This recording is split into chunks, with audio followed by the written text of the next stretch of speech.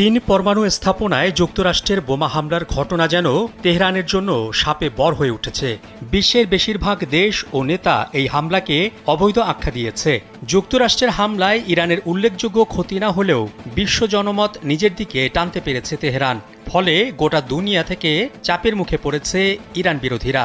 অন্যদিকে ইসরায়েল ও যুক্তরাষ্ট্রের হাত থেকে এখন ইরানের সার্বভৌমত্ব নিরাপত্তার প্রয়োজনীয়তা দেখা দিয়েছে।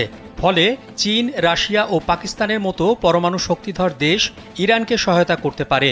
এমনকি এসব দেশের কেউ কেউ ইরানকে সরাসরি পরমাণু অস্ত্র সরবরাহে প্রস্তুত রয়েছে বলে মন্তব্য করেছেন রাশিয়ার সাবেক প্রেসিডেন্ট এবং নিরাপত্তা কাউন্সিলের উপপ্রধান দিমিত্রি মেদভেদেভ।